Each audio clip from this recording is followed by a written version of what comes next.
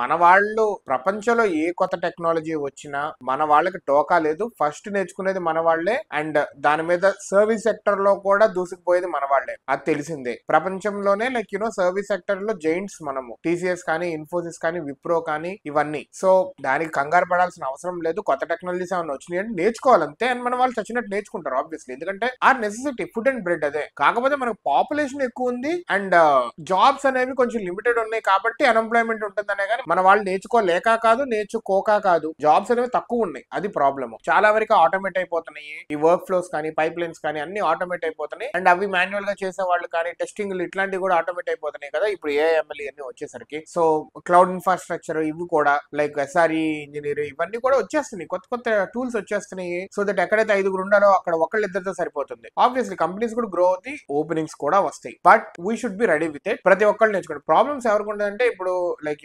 Mothers ఉంటారు, లేదంటే job చేస్తూ సెకండ్ బిజినెస్ చేస్తూ ఉంటారు. వాళ్ళకి నేర్చుకుంటానికి టైం లేక వాళ్ళ కష్టం వద్దే కానీ ఫుల్ టైం సాఫ్ట్వేర్ చేస్తా ఉంటారు చూడండి, సచ్చినట్టు నేర్చుకుంటారు వాళ్ళు. ఎందుకంటే ఫుడ్ అండ్ బ్రెడ్ అదే కాబట్టి. సో కంగారు పడద్దు. ఫస్ట్ ఆఫ్ ఆల్ టీసీఎస్ బిగుతుంది అంటే టీసీఎస్ లో 6 లక్షల మంది ఉన్నారు దగ్గర దగ్గర. ఆబ్వియస్లీ చిన్న తక్కువ ప్రాజెక్ట్స్ వస్తున్నప్పుడు, లేకపోతే ప్రాజెక్ట్ క్రైసిస్ కొంచెం ఉన్నప్పుడు, మార్కెట్ డల్ ఉన్నప్పుడు పీకుతారు. బట్ అక్కడ పని చేస్తుంది 6 లక్షల మంది. 6 లక్షలు అంటే మాటలు కాదు. అలాగే ఇన్ఫోసిస్ లో కూడా చాలా లక్షల మంది పనిచేస్తారు. సో ఎవరు భయపడద్దు. Get ready with the same AI and ML trend అంతే.